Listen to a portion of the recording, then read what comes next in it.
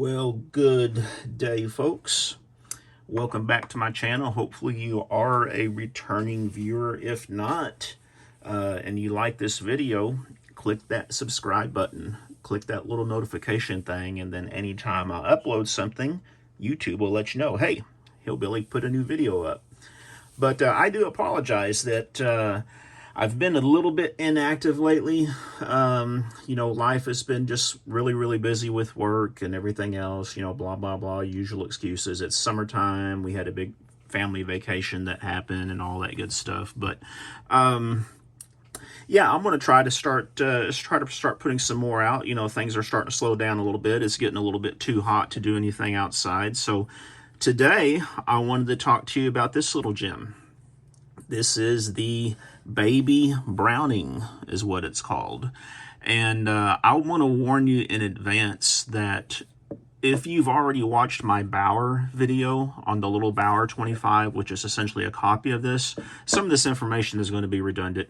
But anyway, I'm going to just spit it out there again for you. Sorry about that. My dog just walked by and I was trying to figure out what he was doing to me. But yeah, the Baby Browning. Now, first off, let me show you, just take a quick look around this thing a little bit. This particular example is a 1969 model, made in 1969. I believe it's, maybe this one is 68. I'm pretty sure it's 69 though. But as you can see, it's made in Belgium, Browning Arms Company. Serial number there, and this is just a tiny little semi-automatic pistol, folks. Look at that little sight picture right there. Y'all reckon you could see those in a adrenaline pumping situation? I don't think so. Very small sights. And I apologize for my dirty fingernails. I've been out working in the shop, doing some stuff today, so. But this is a heel release magazine, traditional European style, which means you have to push the heel back and pull the magazine out like so. And this is actually an original FN magazine that hopefully, I think this is the one that hopefully shipped with this pistol. And we're going to do a safety check too. This has been checked before, but I don't know if y'all can see down in there, but yeah, you can see it's part of the cylinder. This thing is empty. This is one of those little pistols that for, most of my guns, like a lot of gun guys, I keep loaded around the house. Even if they're just sitting in the safe, I tend to just keep them loaded. But for some reason, this one I do not. And I'll get into that a little bit later, the details on that. But yeah, let's talk about the history of these things. I think everybody knows that John Browning, he does not need an introduction. He's the designer of many fine firearms, most notably probably the 1911 45 ACP, the 50 caliber Maud Deuce. I mean, the list just goes on and on and on of the firearms that John Browning designed and was behind the design of. But a lot of people think when they see this, they think, hey, you know what? John Browning designed that one. And the truth is he did not. What John Browning designed was originally the 1905. It was the model 1905. It was a little 25 ACP pistol. And Colt, I think, is most famous for knocking it off into the Colt vest pocket. Now, the Colt vest pocket and the model 1905, they had a little safety lever here that toggled up and down, not this full-length one, and it also had a grip safety on it. And then you can also identify them too because the vest pockets have the little, there's a little undercut right here underneath the barrel. But what John Browning did do is he did invent, I guess whatever the proper terminology is, the caliber that this is in, which is a 25 ACP. Now the reason he did that is because he knew that people needed a small round for these little types of pistols like this. And coincidentally, when he came out with that model 1905 pistol design was the same time that he came out with the 25 ACP. Of course, we had 22 at the time. 22 long rifle was even out at the time. But the problem with 22s are, back in the day, they were rimfire and much less reliable than a centerfire cartridge, such as the 25 ACP.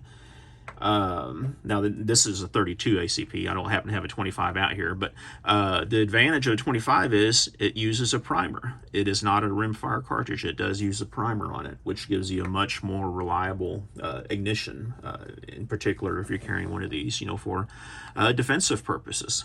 So another bonus is that the 25 ACP cartridge is actually a rimmed cartridge. So that means in an automatic pistol like this, it will function traditionally a lot more reliably than a 22 long rifle. You don't have the issues like you do with 22s. 22s can be a little problematic. So, and I'm going to zoom in on this while I'm sitting here rattling off to you guys and start doing some slow pans and everything. But yeah, John Browning did come up with the 25 ACP, and what happened is that, if I remember right, and again I might be wrong, but FN, which is Fabrique Nationale, they the original 1905 was being copied a lot, so they pushed kind of to come out with a new design, and that Belgium guy, and I'm going to butcher his name, but Didon Save or something like that, is the one that actually designed this one, the Baby Browning. Now, if y'all have never heard of Mr. Save or whatever, however you pronounce his last name, he also designed the Browning High Power, which I think needs no introduction. For a lot of years, that was the go-to semiotic pistol for people. This has got some little proof marks right there, it looks like. I need to research those probably at some point, see what that means. But anyway, yeah, when the Belgian guy... Sorry, could you say that again? Oh, sorry. Sorry, my Apple Watch, I accidentally pushed a button. But yeah, when the Belgium guy designed this, he did a few changes on it. Like I previously mentioned, he took out the grip safety. He changed the safety over here to one that you could actually activate, when you take this out.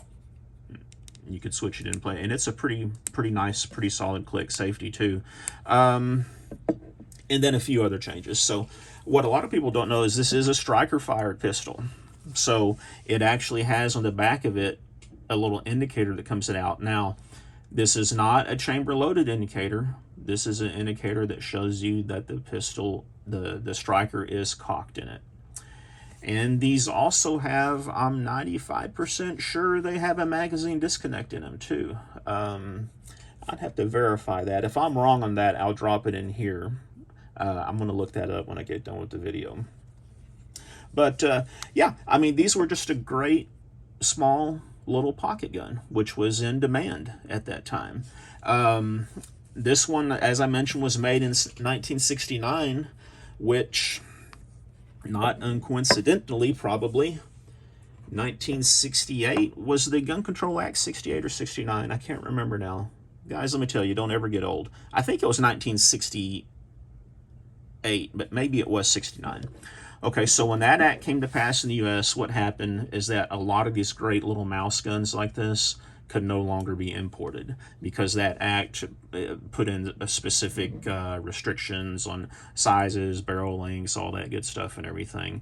And unfortunately, that is why you don't have a whole lot of these that are in the U.S. now that were made past that 68, 69 year. Fortunately, though, that did introduce a lot of U.S. manufacturing for small, tiny, lightweight guns. The first one that comes to mind is probably the Raven 25 ACP. Cheap made, cast Zamek, and that's the guys like that. I can't remember his name. It was Jennings, I believe, was Mr. Jennings who started Raven. You can watch my Raven 25 video that has details on that. But that introduced a lot of these small guns, not this one, of course, but a lot of smaller, cheap guns being made in USA.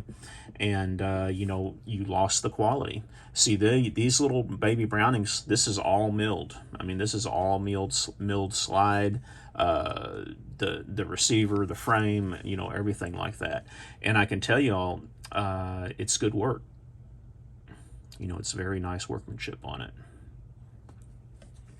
So later on, I guess it was probably, I'm wanting to say it was in the late 70s or early 80s. Again, watch my Bauer video, which is B-A-U-E-R. I'll link it in the description on this one.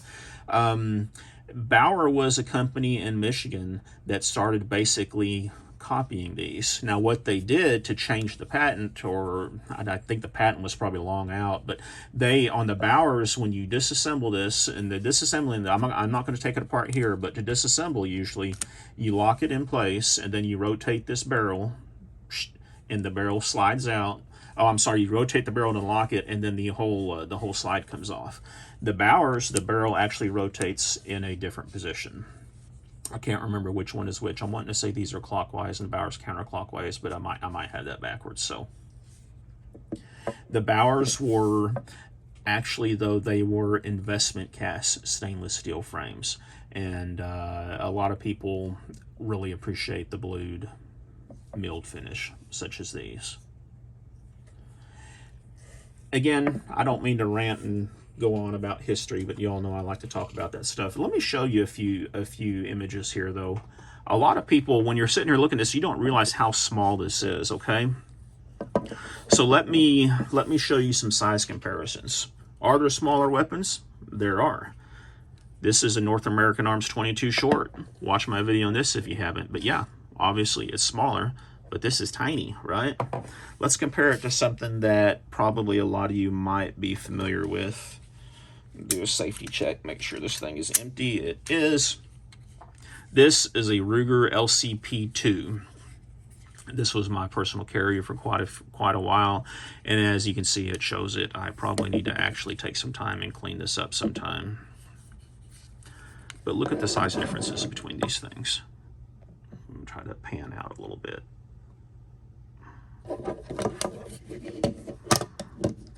I'm trying to do it like this. See how tiny that Browning is comparison? Look at that. Tiny, tiny, tiny. And this is a small, pocketable gun by today's standards. Let's go one less than that here if I can find it. We've got the Kel-Tec P32. Most days when I'm wearing jeans or dress pants, this is my preferred pocket carry. This is a Kel-Tec P32, 32 ACP. It's a 6, actually the P32 is a 7+1, so this one will get you 8. The LCP2 is a 6+1, and the Baby Browning is a 6+1, so this gets you one extra round, and it's a 32 ACP, but again, look at the size differences, guys. And gals. Hopefully there's a few ladies that enjoy to watch my channel. See that? The Baby Browning is just tiny by comparison. What else we got to compare it to? How about a good old-fashioned piece of U.S. currency, a $20 bill? Look at that.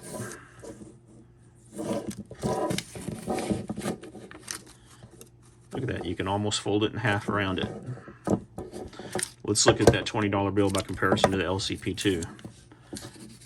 I mean, isn't that just, yeah. Very small, very easily concealed, very pocketable. Let's do some weights too. I don't know if anybody has done this before. I've got my scale here. Let's go ahead and crank this thing up. I don't have, yeah, I do have a tare weight. Here's one right here. This is a 500 gram weight, 17.6 ounces. So that's how I always tare my scale, make sure we're accurate. Let's start with the, well, let's start with the LCP2. And this is without a mag, no ammo. 9.6 ounces. Let's look at the P32. Again, no mag, no ammo. 6.9 ounces. This one is the Baby Browning. I think it weighs a little bit more than that P32 actually. Yeah, 9.5 ounces compared to, it's closer to the LCP2 within 1 ounce. Because like I said, this thing is a chunk. It's a chunk of blued steel, so it does have a little bit of heft to it. But that's it, y'all. We're already at 15 minutes. I was hoping I can get this done in less than or right at 10 minutes for you guys, but you know how I am. I like to ramble.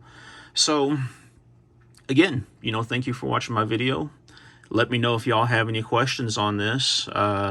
You know, one thing I did want to talk about, and this is probably going to ramble on for another couple minutes, but carrying this, or two things I want to talk about: carrying this and then modern day production.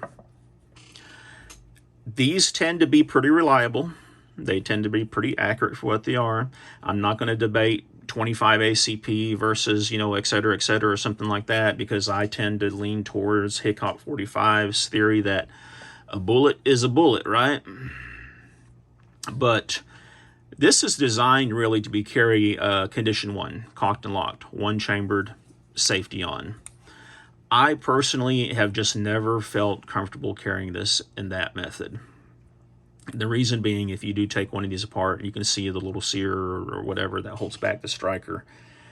It's not much there, and it's just a little worry wart to me or something like that, you know, that I'm just worried about it being dropped. Now, you can do the research and you can see over the years, that's traditionally the way most people carry these was cocked and locked, but I'm just not real comfortable doing it. There are a few stories out there on the internet, and of course, if it's on the internet, it's got to be true, but there's a few stories of guys talking about these things going off in their pockets or whatever, in their back pocket and stuff like that.